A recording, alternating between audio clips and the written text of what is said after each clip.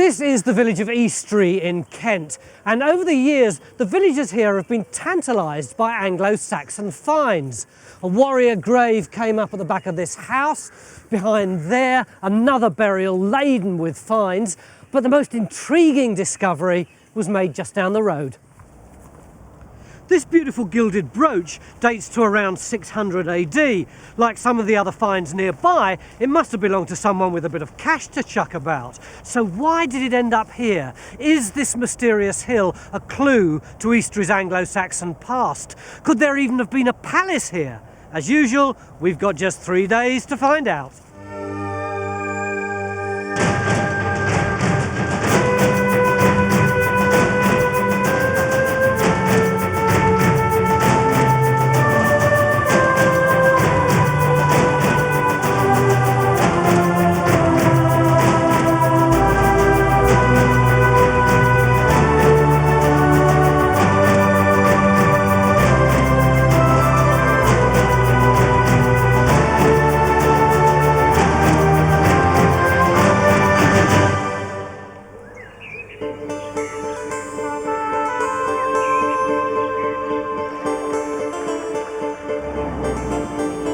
In the 7th and 8th centuries, the village of Eastry was one of Anglo-Saxon Kent's most important settlements.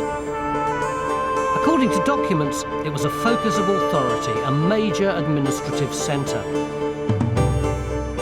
And with high-status finds unearthed at Highborough Hill, just a mile from Eastry village, it seems the site could have been at the heart of this Saxon power base. Graham Caspel's family have farmed the site for almost a century. When did you realise it was something special?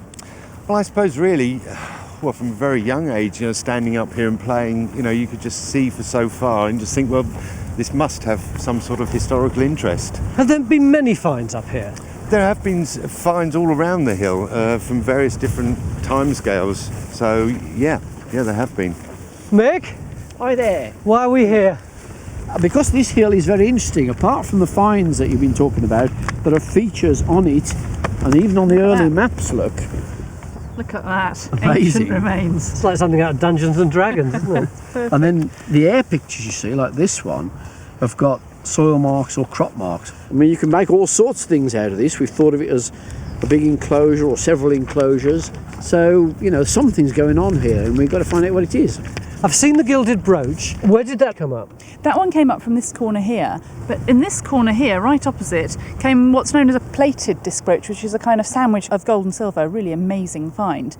And so things are spread right across this whole field, so we've got to have a really good look at it. Look, it's a very hilly hill in a very flat landscape. Yeah. Could it be man-made? Oh, I don't think it's man-made, but I think it's been used a lot. You can pick prehistoric flints up round the edge just by walking across it. It's the sort of hill that nobody's going to ignore in the past for one reason or another. So what are we going to do? Well, we're going to do some geophysics across the middle of this, see if we can pick up these ditches. But I think even if we don't pick anything up, we'd still put a trench across to see what these features are on the air pictures. Trench 1 will confirm if the series of features is actually an enclosure that surrounds some high-status buildings. To pick up these features, it will be one of the longest we've ever dug on Time Team, running over 60 metres from the bottom to the very top of the hill. Trench 2, on the south of the hill, will investigate these interesting geophys results. Because so many high-status finds like this 6th century Saxon brooch have been found here in the past, we've also roped in an unprecedented number of metal detectorists to comb not just the spoil heaps, but the whole 3 acres of Highborough Hill. Andrew! And after just hours, the strategy's paying off. I don't know if you can see the look of satisfaction on these people's faces. Some might even say a trifle smug. We never find anything decent halfway through day 1. But Jamie, what happened? Oh, we've just been doing a metal detecting survey of the area, and this was the first good signal I'd had all morning. Isn't it beautiful? What is it, Helen? Well, it's an Anglo-Saxon brooch dating to the 6th century AD. We think it's made of silver, but we'll have to get it cleaned up by a bridge.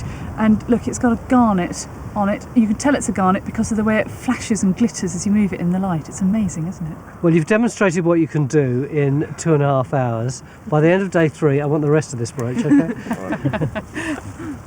But why would such high-status finds be here on this hill? What would their wealthy owners be doing in this area? In Saxon times, the name Eastry referred to a district, the eastern region of the Anglo-Saxon kingdom of Kent. This region needed an administrative centre and a place of assembly. According to 8th century documents, somewhere in Eastry there was a villa regalis, a Latin term that refers to a king's high hall. This major residence would have been a centre for the community, a wealthy power base, and a regular home to the King of Kent. So if there is such a major residence on Highborough Hill, it could explain the glittering high-status finds. All right, Bridge. I believe you've got something for me. Ah, yes. Can I come And in down trench here? number just 2, stick down here onto Bridge yellow. has found what may be a key piece of supporting evidence. Look at this, 2 bits of pot Rebecca's got out of this feature. Looks a bit more like it. What do you think? Looks Saxon to me. Are you sure? I think so, yeah. This is the rim sherd from a jar. That's very typical of the early Middle Saxon pottery you get in Dover. 450 to 850. Okay. What sort of size vessel is that going to be? It's hard to tell. They're handmade, they're not thrown on a wheel. If you look at it from Right. above, you can see it's quite uneven. But it's probably something with a rim diameter of about that and sort of that sort of shape, size of body. Sort of nice, Quite big there. yeah, nice globular cooking pot, very typical of the Saxon period. And the topography, the position of this pit is quite interesting because we're on a south-facing slope. You quite often get early Middle Saxon settlements on south-facing slopes. You're in the sunshine, but you're out of the wind. If you're on the top, you're in the wind. So it's a nicer place to live, I suppose. It makes it a little bit more comfortable. And so we could have a little Saxon settlement just on this slope. If Paul's right and there was a settlement here, this could be the site of Eastry's Saxon centre of power. But no structures have yet turned up in the long trench where we thought there might be a substantial enclosure. Another less thrilling idea is that Paul's settlement was just a few low-status huts on the side of a hill. Hopefully these trenches will give us an answer. But there's also another contender just down the road in Eastry village. Eastry Court is a Grade 1 listed mansion in the centre of the village. Based on documentary evidence, its owner David Freud believes that it's his house, not Highborough Hill, that holds the key to understanding Anglo-Saxon Eastry. Posh house, isn't it? Yeah, that's very nice, isn't it? Oh. Hi David, can we have a look inside your wonderful house? Come on in. It's a bit good, isn't it? Have you got any idea how old it is? Well, we've got some clues and show that here when we go behind this Georgian Have a look at this, panelling. look. And here we've got a wall with some doors in it, and the wall dates from 1294. We know the date because we found the bills, and it actually cost the hall of which this is part cost all of £11 and 5 shillings and something. So this is the end of the hall where it's going into the kitchens and the pantries and stuff like that? That's right. God. Do we know if there was anything here before that date? Well, we do know that in that year they pulled down the hall that was sitting there before, so we know that it was continuously occupied for a reasonable period before that. And prior to that hall? Well, the rumour is that before that it was an Anglo-Saxon palace. Mick, I think 10 years ago I would have got so excited at the prospect of an Anglo-Saxon palace, but the number of times we've hunted for Anglo-Saxon palaces, what do we find? Nothing. Exactly.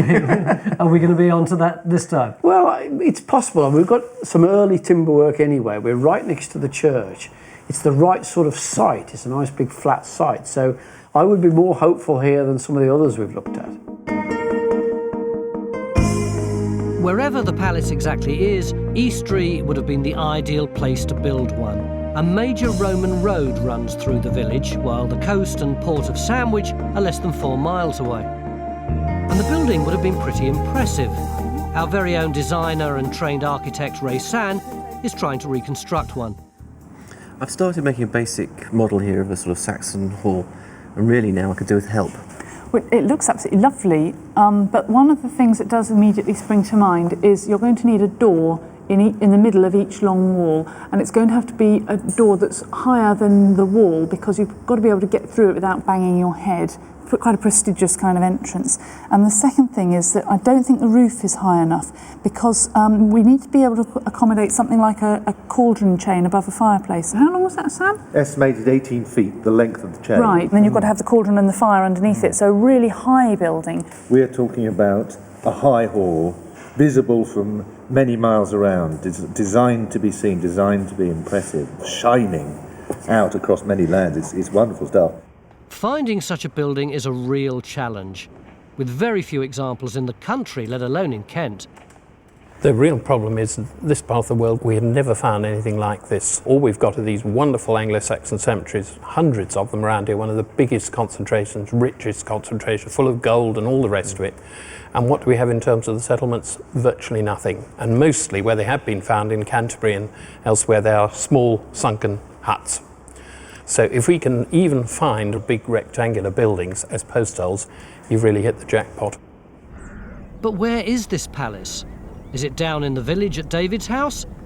Or could it be up on Graham's Hill with the settlement we seem to have found? It's got to be out there somewhere. The search means splitting our resources.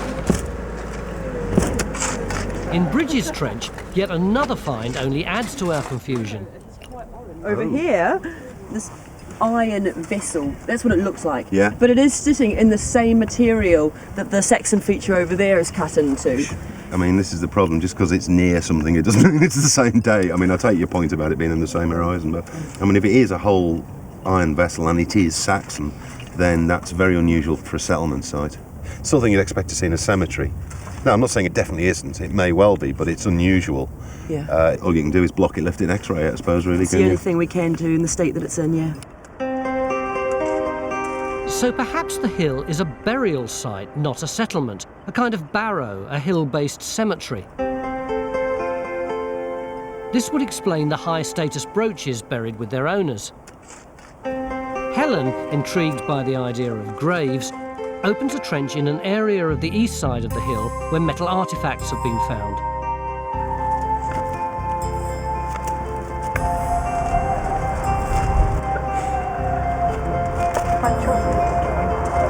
But on the other side of the hill, the metal detectorists are adding to their collection.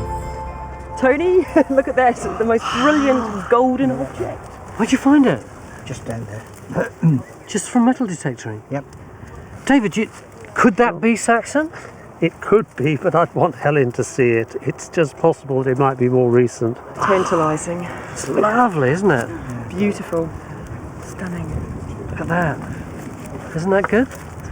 Well, we hope it's good. Graham? It's worth coming over for, wasn't it? Oh my I've been going to pack up for the last hour. I was so tired. Gorgeous. It's maybe Saxon, Right. but Okay. we'll have to wait for Helen. So if the brooch is Anglo-Saxon, did it come from a settlement, a grave, or even a palace? While the jury's out, Mick's still determined to test the theory that the palace may be in the village at Eastry Court. So Geophys set off to survey David's luscious lawns.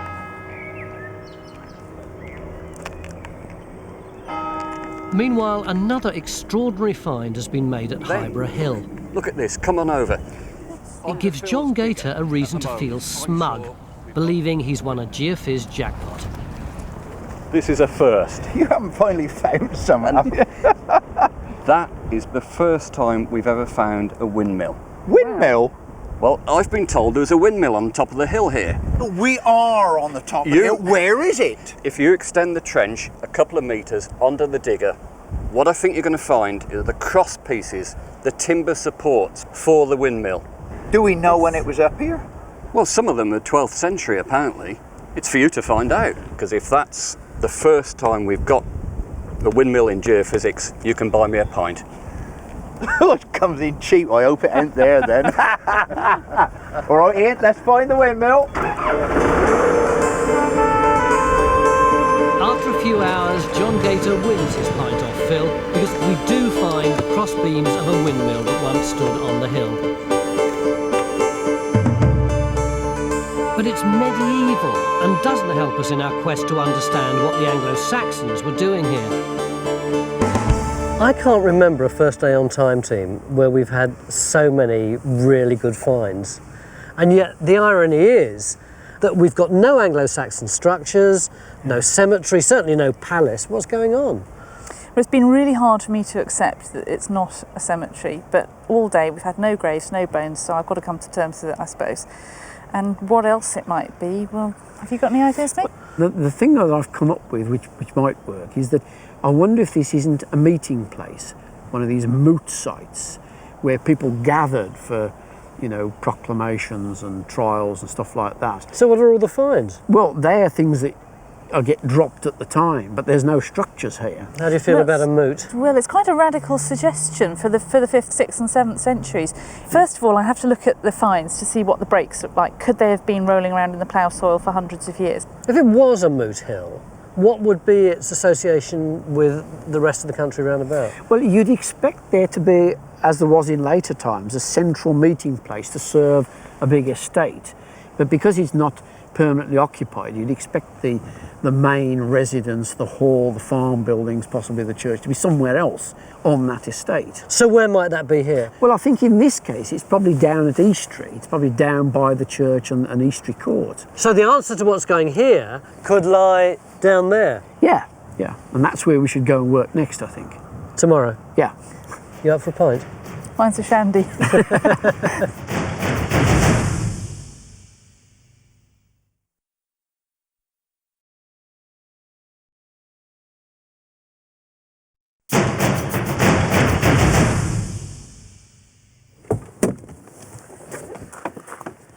It's the beginning of day 2, and yesterday we were trying to solve the mystery at Highborough Hill up there. How come we were getting all these Anglo-Saxon finds? Could we have a cemetery? Might there be a palace? We certainly weren't coming up with any structures, and by the end of the day, Mick thought that what we might have was a moot hill or meeting place, and all the finds were just things that people dropped when they were meeting each other. But he also thought that the key to the whole mystery might lie not up there, but down here at Eastry Court, where John's been geophysics. Mick, what do you think the link could be between a moot hill and this place here? Well, you'd expect the moot hill to be the administrative and probably legal centre of a big estate. You'd also expect another centre that was the agricultural centre, probably had the church and that sort of stuff. And I think that's more likely to be down here where the later medieval church is. So somewhere around here is where I'd expect the early centre to be. Yeah, but what do you expect us to find under the gardens? That's my problem. I think right here, there's going to be bits more of this medieval building. We know this is a medieval hall inside. There's going to be other structures going with that in either stone or timber. I would also probably expect burials because the graveyard probably was bigger, came further out from the church. And then under that, there could be Saxon buildings and stuff as well. So I think there's probably a whole sandwich of stuff somewhere in this area. Have you got anything on your geophys that by the remotest stretch of the imagination could reflect what he's just said? Well, I've probably got all that, but I don't know where. I mean, it's a fantastic garden, but it's a nightmare from our point of view. There's drains going through, there's paths. It's been landscaped, the levels have changed. Yeah. From what you've described, to be honest, I think our best target are these responses here. They might be wall footings, and that's just here. It's close to the church, close to the buildings. Let's give that a try. I think anywhere in this area would be useful to us. So you're happy to put in something here? Absolutely, yeah, that's ideal. Hang on a minute. David, stop lurking, watching us working. This is your house, your lawn. Do you fancy helping us dig the trench? Yeah. Yeah? Yeah. You'll have to put on some older clothes than that, mate. You look far too smart. I'll see you later. Okay, we'll see you later. I want to see him sweating. Drive him hard. Mick puts in the first trench right next to David's house. While hopefully this will give us the archaeological story, Stuart sets off on his own mission to find out what the landscape can tell us.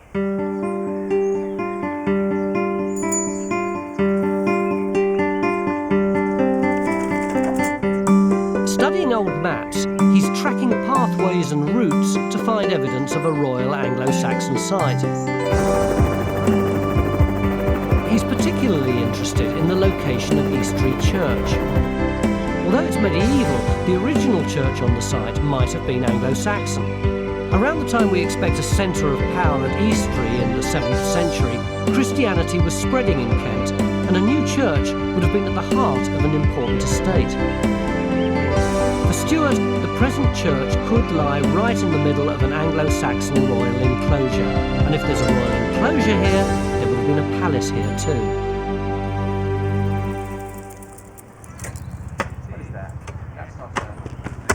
David's now sweating away, ruining his own garden, trying to find evidence of this palace. Stuart thinks this is a small price to pay for the promise of a very rare building. It starts to get really exciting because we've got this 1841 tide map showing the plan of the village. So where are we now? We're in the grounds of the garden there, just there, yeah, there's Eastry Court. Yeah. Can you see that big shape in there, like a big rectangle? Very pronounced rectangle in the middle there, isn't it? It's influenced the layout of the whole village, and that's been preserved as a shape. If you look at it on the aerial photograph, it's all that area in there, we're sat in that garden there. Down this side is a stream valley, down that side is a valley, and what you've got is a big plateau here with this very distinctive area of ground which has never been encroached on. I think this is exactly the sort of place you'd get a Saxon estate centre and then the church sitting inside it. But it's not just the landscape that suggests there was a palace here. There's also a legend of persecution and treachery. In fact, our earliest reference to a palace in Eastry comes from the 670s, from the story of royal betrayal and bloodshed. David, as soon as Sam knew that we were coming here, he went, "Oh great, there was a murder here, a murder." What was it? A royal murder of two princes, Athelbert and Athelrad, two princes of Kent, murdered by their cousin. Undoubtedly the background story is dynastic feuding. And he murders them secretly at night and thinks he's got away with it by burying them in the king's hall. But because of shafts of light that radiate out, the murder is revealed. So what's this white light all about? It's an indication of a miracle. It's a miracle light, God's light, and it means that we've got saints. So it's like a Hammer horror, that the light comes on and suddenly, yes. it wasn't me, Chief. Exactly. Interestingly, the bodies were moved to the chapel. And if the medieval chapel is on the remains of an earlier chapel, we're now sitting bang on where the two princes were buried. So there could be a pair of little innocent, sweet, darling princes buried somewhere under these flagstones. Unfortunately, you won't find the murder victims because we know from the saints-like tradition that they were translated to Ramsey in Huntingdonshire. So no bodies? Almost certainly not, but you might find the murder weapon, perhaps. Oh, I like that idea. On day one, we found a spectacular brooch on Highborough Hill that seemed to be Anglo-Saxon. Not only that, but the brooch appeared to be high status. Now, after a little cleaning, it's time to hear the verdict. All morning, the diggers up on the site have been saying, is it Saxon, is it Victorian? Helen, you're the specialist. What is it? Well, it is actually Victorian. There's a few things that give it away. The really big giveaway is a soldier on the back. The Victorians added separate fixings to their brooches, and the Anglo-Saxons didn't, especially not on a gold piece. Secondly, ovals in plain wire, wrong, should be twisted beaded wire on something Anglo-Saxon. But the real clincher, the most obvious thing is on these balls around here, they're dented, so they're hollow. Anglo-Saxons did not make things with hollow gold balls on them. Everything was solid. So I'm afraid it is Victorian. What I don't understand is there must have been 20 trained archaeologists out there, thousands of pounds of taxpayers' money invested in their education, and yet everyone was really tentative about whether or not it was modern or Anglo-Saxon. Why? Well, I did my PhD on this kind of thing, and I still was a bit nervous about it. It's because until it's cleaned up, you can't see the details, and both the Victorians and the 7th century Anglo-Saxons are both copying Roman designs of jewellery. They were both trying to look as classical as they could, and both doing pretty well, actually. So ultimately, they are going to look very similar. Back at Highborough Hill, there's still no sign of Anglo-Saxon graves or buildings. It clearly isn't a barrow or burial ground. Mick's idea of a meeting point is the only theory still standing. But at least Matt has found some evidence of a structure at the bottom of Trench 1. Matt, what do you think this is now?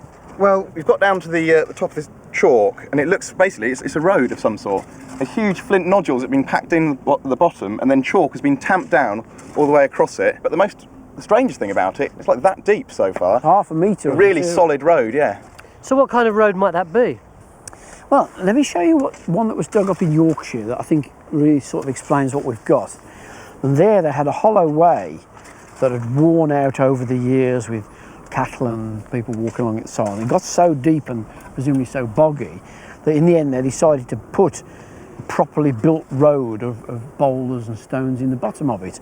And I think that's probably what we've got here. We've got a hollow way which has then been reinforced with a new road built up. And I think they're probably doing it because this is probably going up to the mill on the top of the hill, and it's going to get a lot of use. It couldn't be Saxon.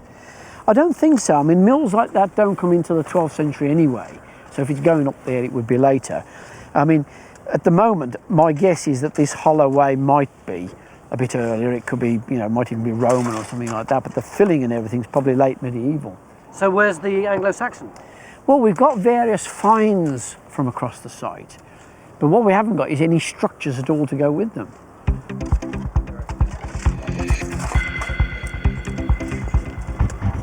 By the middle of day 2, Highborough Hill hasn't revealed any more of its Saxon past. In fact, apart from a high-status brooch, the finds on the hill have been almost entirely prehistoric and medieval. Even the iron pot, which we'd hoped was a Saxon cemetery vessel, turns out under X-rays to be nothing but a modern paint pot. Perhaps it was Magnolia. With no burials or structures other than a bit of road, Mick's left with only one course of action. Mick, why are we closing down the hill? Because I think we've done all we need to do, and we can do up here, and we need to work elsewhere. You know, our ideas that we've got about it won't be helped by more holes. What ideas? Well, you know, we had this idea that it might be a meeting point, a moot hill where assemblies were held. Another possibility which has come up is that it might actually have some sort of, well, we don't have a term for it, a sort of symbolic centre, I suppose. Because if you go along the Roman road along there and you look back across to this, it looks like a great barrow. And I'm just wondering whether the name that we've got now of Wodensborough, which is the village over there, didn't actually apply to this.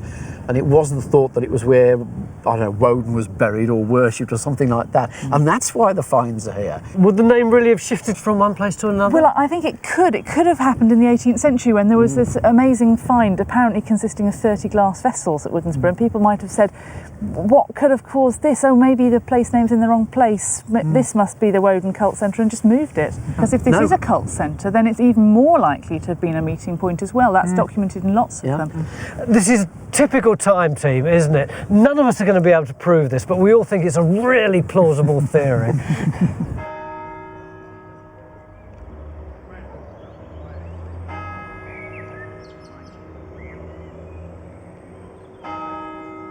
At least in Eastry village, Stuart's found some solid evidence of a Saxon enclosure.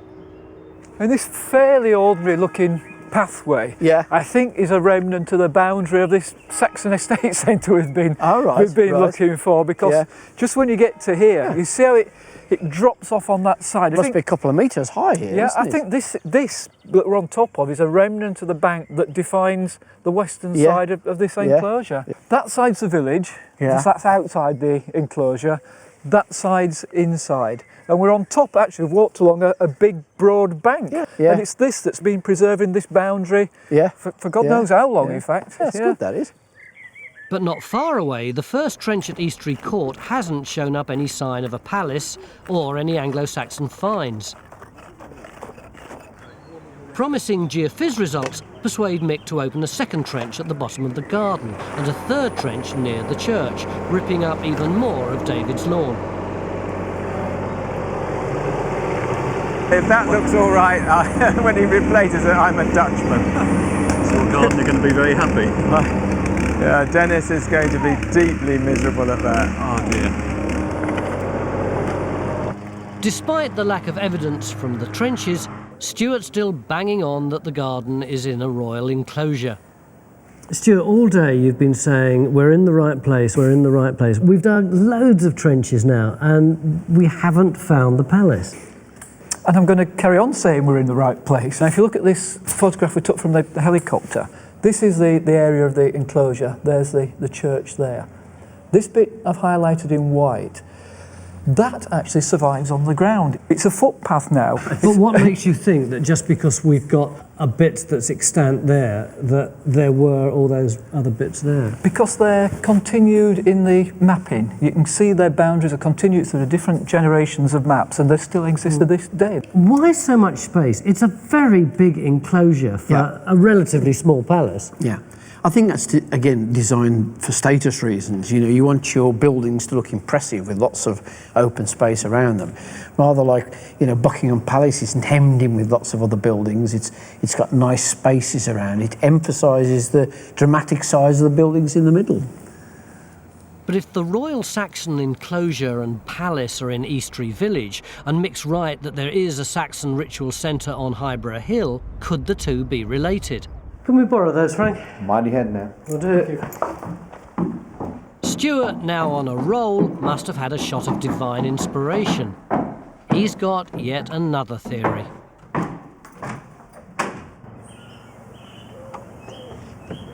Oh, Stuart, come and have a look. So where's Highborough Hill from here? Can you see that pylon? Well, the site's just to the right of that pylon. It's behind the trees there. Let me show you on this portable interactive digital workstation. I nearly flew away from you there.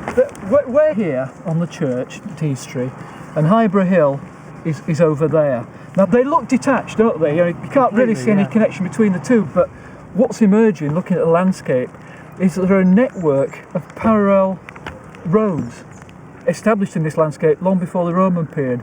I've started to mark them up in pink coming through here. In fact, you can see one of them over there going through the middle of those yellow fields of rape. The green? The green road, yeah. And there's another one crossing over the hill over there, that green hedge line coming over the top. Yeah. Well, what's interesting about one of these roadways, this one here, it actually goes right by Highborough Hill, i.e. Highborough Hill is on a major routeway, so Mick's idea of a meeting place makes sense because it would have been on a road, yeah. But we've also got another one which comes out of the corner of this enclosure at Eastry, and it heads out the back and actually takes you up towards Highborough Hill. I think Highborough Hill is on a major network of roads, but also we've got a connection between this enclosure and Highborough Hill itself. And remember that bit of road that Matt found on the hill earlier in the day? Thanks to Stuart, we now think this very road is part of the one that runs between the hill and the enclosure. And Stuart's got yet another idea. Now, another interesting aspect is that we've got a little corner inside this enclosure here, which is just down there. It's now called the recreation ground. It's a nice open green space, and it's always been within this enclosure. The village has never encroached on it, so the chances of it being disturbed by later development are quite thin. So are you thinking what I'm thinking? Trenches? Yeah, absolutely. The recreation ground Stuart wants to investigate is in one corner of the enclosure. But with jumbled geophys results there, Mick's instead putting all his resources into Eastry Court Gardens, with trenches clustered around the other side of the church. Fueled by his conviction, Stuart tries to persuade Mick that opening trenches in the recreation ground is a priority. But Mick's not having any of it. It's all very busy here, Mick, but we haven't forgotten about the recreation ground, have we? No, but when I had a look at it, I was very worried about all those earthworks over the top of it, whether they were later cottages or whatever. Whereas this had rather nice geophysics on, so I thought we'd start here. Right. I'm very keen to look at that area because there's been finds up from that area. It's within this enclosure. I'm a bit worried we sort of forget about that side. We need to sample over a big area. Well, we've got 3 things going on in here anyway. It's all a bit lopsided. It's on this side of the church. You know, we've got enough on our hands for the moment. Right. But we will go over there, won't we? I mean, I'm sure we'll get to that eventually. Is that a promise, though? No. No, it's not. No. By the end of the day, we've moved all our resources to Eastry Court in our search for the palace. But having not yet found anything, how far has that got us? In a way, I don't feel that we've advanced at all from where we were at the beginning of day one. We knew that that hill had got some amazing finds, and sure enough, it's got more amazing finds. Oh, we have moved on though, because we've now got a lot of holes open in the village. You know, so we're well on the way to sorting out what's going on under Eastry. But the hill itself has been pretty intractable, isn't it? Yeah, it's been terrible. I feel really inadequate because, as you say, I don't think we are any further on with it. And I thought it was going to be so easy. No, but we are, because the local archaeologists have been saying to me this evening that they now know more about that hill that they did and what the context of those finds are. So they don't feel it's, you know, we haven't moved on. They now know a lot more about the hill. That's good. Yeah, but we haven't got the link between the hill and the village. I think we have. I think looking at the pattern of roadways, it fits into a pattern which link it with Eastry, which is where the core of the activity is. Yeah. Yes, but links the hill to what?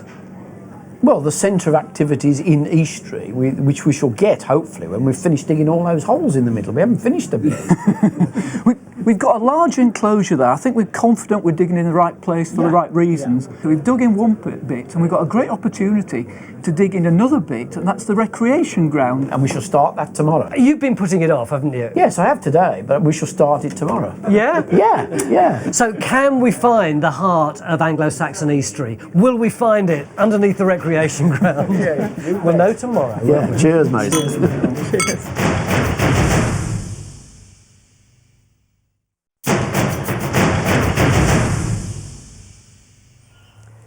Beginning of day 3 here in Kent, and we've had some fantastic finds up at Highborough Hill.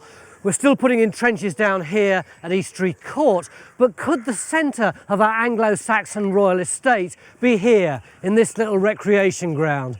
Phil, I see they've got you working here at last. Well, somebody got to, otherwise we'll never find out. At Eastry Court, digging continues in our search for the palace, with a new trench opened next to the house. Just when we thought the Highborough Hill story had ended, Mick's now having his ear bent by John Gator, who's determined to excavate some unexplored geophys anomalies. The thing is, Mick, on day 1, I'd got this very distinctive area of noise. Yeah. We've got anomalies that extend for 20-25 metres across the hillside here. Yeah. At the start, I didn't know whether it was cemetery or whether it was occupation. But we're not quite sure what the occupation is, because it's very odd. It is. Well, I think, therefore, to, you know, abandon it, not knowing whether we've got Saxon here, because we haven't dug some of the features. Yeah. It seems we haven't answered the question. I think we need to get dating material out, because at the moment, all we've got is a couple of sherds of medieval. Yeah, but we haven't just got 2 bits of medieval pot. We have got medieval pot out of this ditch here. We've got a medieval pot out of the pit down there as well. This is one load of medieval stuff that's come out of all the features up here, except for 2 bits of Saxon pot that were actually stratigraphically above the medieval in one of those pits. So they're derived from something on the top. I mean, if you're happy to ignore this then and dismiss that as possibly being Anglo-Saxon, if you're saying it's all medieval. I mean, you know, why, in the time we've got, why don't we just strip another area and, given you're worried about dating evidence, dig whatever feature we're on top of in there so that we get some more dating evidence of one sort or another, but we don't strip that big an area that we can't handle it in the remaining time that we've got. Mick reluctantly agrees to go along with John's idea and extends the top of Trench 2.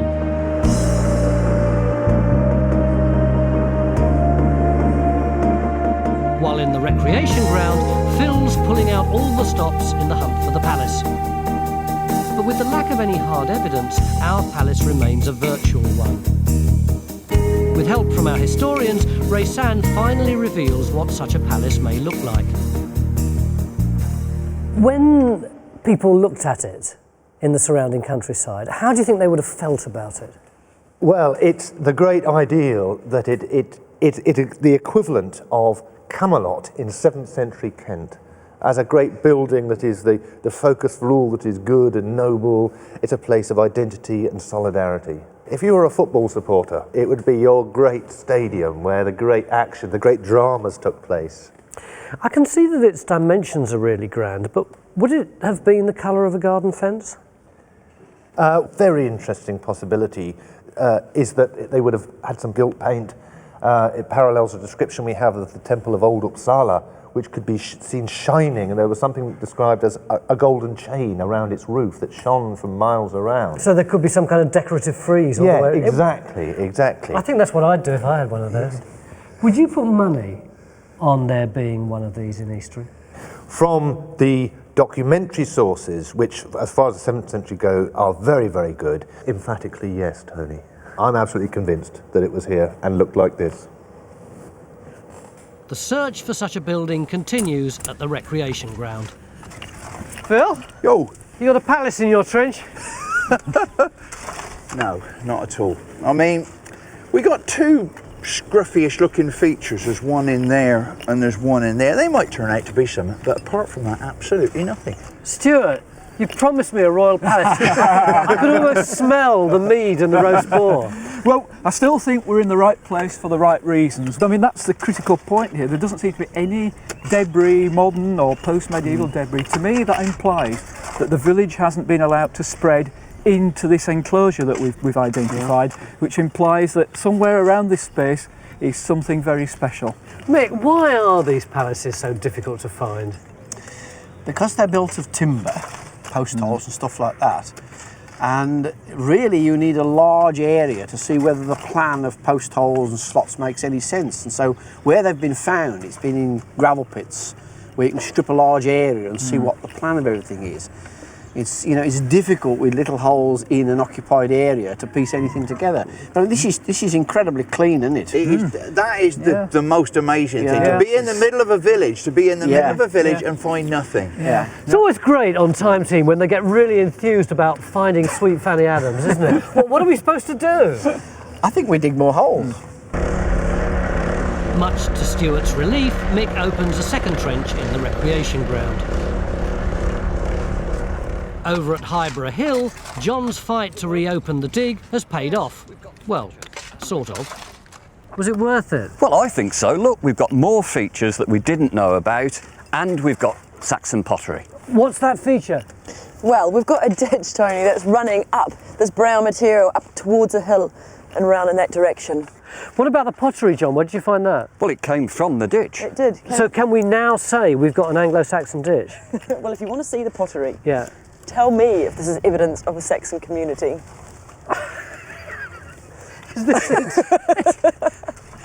It's Saxon, 850 AD. This is the sum total of our finds in your trench, John. Another triumph for Geophys. At least this is better than what's been found in the trenches at Eastry Court Gardens. Absolutely nothing. Hello, Paul. Oh, hi, Alan. In a newly opened trench at the recreation ground, at least there's a glimmer of hope. Now, don't get too excited. It's probably not the biggest piece of pottery you've ever seen, but it's a piece of decorated early Saxon pottery. That's amazing. It is minute. It is. But you can just see those kind of grooves. What are they made with? It's combing. It's the sort of thing you get the classic Anglo-Saxon urn with the combed panels with the stamps in and that sort of thing. It's something along those lines, I think. So does this mean accessory vessel in a grave or a cremation, or could this be the kind of thing that's used on a settlement site? Hard to say. I mean, decorated pottery tended to get mainly used in graves, but you do get it on settlement sites as well. It's not very common on settlement sites, but you do find it. Might it indicate a particularly high status site? You can't really say that from that. No, it turns up on sites of all sort of different sorts of status. You know? Well, either is pretty exciting. That's a start, certainly, isn't it? Yeah, that's absolutely brilliant. But another minute piece of pottery seems little consolation for having found no evidence of an Anglo-Saxon palace in any of the trenches. So why haven't we found it? That's a good question. If you look at this photograph that took from the helicopter, I've put these yellow dots, you can see them. These are the trenches that we've dug in this area. I've done something similar over the top of, this is a Royal Anglo-Saxon palace in Northumberland, and at the same scale I've drawn on dots which match the spacing of our trenches. And look, we could have dug like that, missed it, we could have dug that, missed the palace, we could have gone on missing it, we could have dug 50 trenches and carried on missing it. But we've only dug in one section of the enclosure? Why didn't we excavate there and there and there and there and there and there? Well, that was a bit frustrating, that, because all this area in here, we just couldn't get access into it. Farmer wouldn't let us get in, you see. Yeah. So we've missed it by bad luck. Well, that and the fact that we really needed to strip large areas, as they've done when they found palaces and other sites, to see the patterns of post holes and timber slots and all the rest of it. It's difficult to do in a village that's still lived in and still occupied. You can't bulldoze it all out of the way. By the end of the day, no more finds or structures have been found in the enclosure. So yet again, Time Team has failed to find an Anglo-Saxon palace. But we have found out something about Anglo-Saxon Eastry. In the 7th century, a community would have thrived here in Eastry. Near a Roman road and the coast, it would have been an important and powerful centre for East Kent. High-status finds on Highborough Hill led us to think the palace was there. We now think it was an Anglo-Saxon ritual centre, where valuable offerings were made. Through Stuart's investigations, we've revealed that the hill was on a network of ancient roads, linking it with an Anglo-Saxon centre at Eastry village. We now believe that it was somewhere in the village that the palace was once built, inside a royal enclosure with Eastry Court, the church and recreation ground at its heart.